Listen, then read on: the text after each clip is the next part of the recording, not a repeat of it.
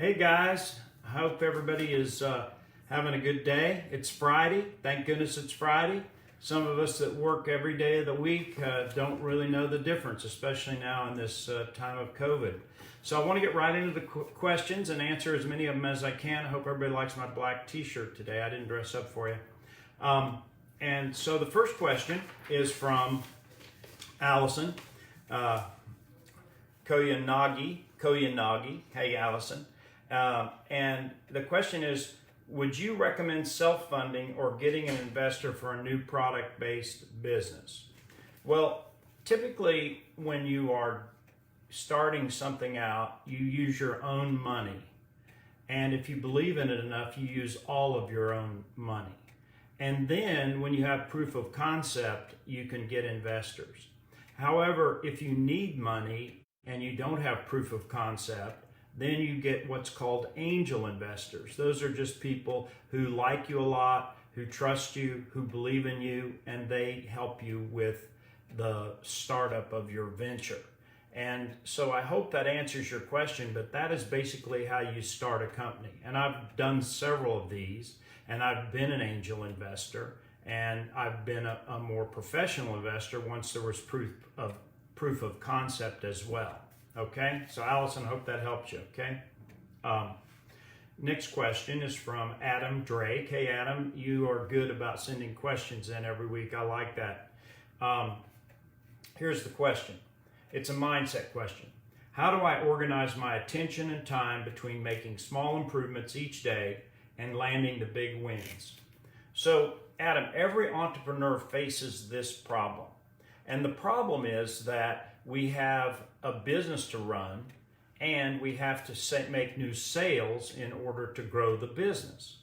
And so in your case, you have some big opportunities out there that require time, and you have running the business, which requires time. And so you have to learn to balance those off. Now, I have a saying, people time, paper time. It's not hammer time.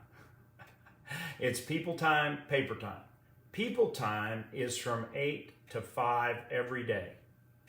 And paper time is before 8, after 5, and on the weekends.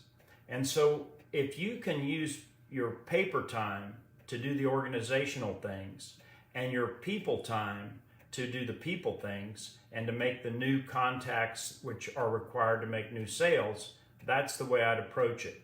Now, let's say you've got a lot of people tasks. Then you have to block time for new opportunities. It's called call blocking. And I could spend the rest of my time telling you stories about companies I've worked with where I went in and got the sales organization or the salesperson or the entrepreneur to call block for outbound calls, and they've turned their business around. They've started growing more than they have in the past. And so this is a challenge for every entrepreneur. I just got off the phone with Eric and Rat Exclusion, and Eric is having that same challenge. He doesn't have really time to go out and make new sales because he's so busy running his business and following up on the sales that he has and the clients that he has. Okay, so hope that helps. Next question is from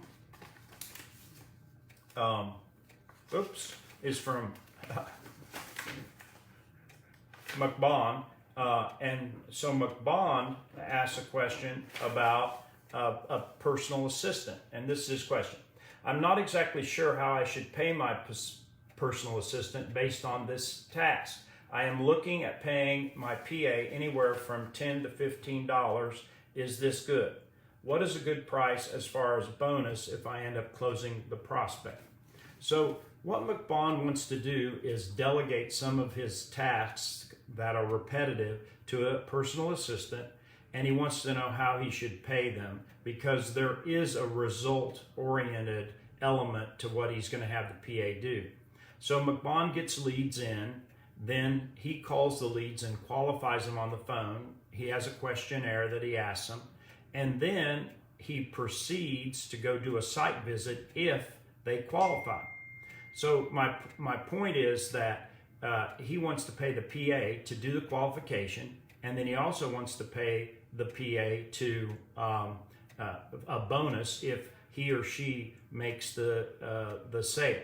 So McBond, the way I would do that is, if possible, I would pay them on a per screening basis. In other words, if they do a successful screen with someone, they get paid a certain amount, and it's not by the hour. And then if they make the sale, you give them another amount. And we can talk about this more on our call together, but the real answer is that you do want to incent people. And I might just say this in general: incentives work. And if you're afraid to incent your people, don't be, because incenting them will get you more sales and better production than you can imagine. Incentives work. And there are both positive and negative incentives. In this case, we're talking about a positive incentive. An extra $50 if they make the sale, or $25 if they make the sale. And by the same token, I'm at my house today and the doorbell just rang. And I'm sorry. But anyway, I guess we're all at our homes today anyway. I hope we are. But anyway, McBond, I hope that helps you, and I think that will work for you, okay? Now, the next question is from Raz. Hey, Gabs, and Gabs is overseas, as we all know. And his question is, what steps can I take to establish my authority with employees and contractors a new business partner has brought in from his own network? So what Gabs is asking is, how does he create authority with the people that are reporting to his new partner? And it's a difficult situation. And Gabs, you talking to those people that formerly worked for your partner and that are now in your business, those people, you're never going to be able to get authority with by talking to them. You have to go to your partner and say, will you let your people know that I am a partner, and that when I ask them to do something, it's the same as you asking them to do something? And if you can't have that conversation with your partner, then you're in a hopeless situation. Those people are never going to respect your authority. But if you have that conversation with your partner, and then he privately goes to each one of the people on his team and says, hey, I need you to cooperate with Gabs. I need you to treat him just like you would me. He is a partner in the business. He is an owner, and he has authority. Then I think that will solve that problem. Okay? I've had that problem before, and that's the only solution, I guarantee you. So, Gabs asks another question. What routines and habits would you recommend adopting, and at what pace, to achieve success in all areas of life simultaneously? What a question, Gabs. How do you become successful in all areas of your life simultaneously? Well, very few people ever achieve that. It's very difficult, and I'm not sure how you do it. But one thing is to set a reasonable expectation for yourself. If you expect to be a billionaire to be happy, that's not going to work. And I might say, what is your definition of success in each area of your life? Are you successful in relationships if you have a wife and 4 kids? Or are you successful in relationships if you live by yourself your whole life? What is your definition of success in each one of the areas of your life you're asking me about? And so I think that what I do is I set goals in every area of my life. I set personal goals, for personal development. I set physical goals for physical development. I'm trying to lose another 9 pounds right now. I set financial goals for my own personal net worth. I set business goals for the businesses that I'm involved in. I set spiritual goals for my relationship with God. And so you have to have each area defined in terms of what is successful and makes you happy. And then if you're trying to improve, and you should be, then you have to set specific improvement goals in each one of those areas. So Gabs, I hope that helps. Okay? The next question is from Christopher Joseph. And he asks a relationship question.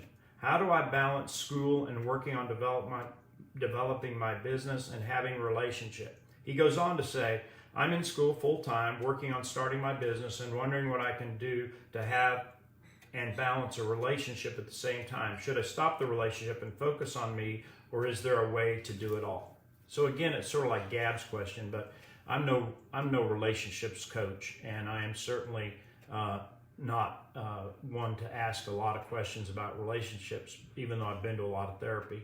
But anyway, what I was going to say is, you've got a lot on your plate. You're going to school full time, you're trying to start your business, and obviously you're trying to have a relationship with somebody. And those things are hard to balance. It's very difficult, but I think it's possible. One thing is to get a clear understanding in the relationship of how much time you need to give to the relationship for your partner to consider it successful.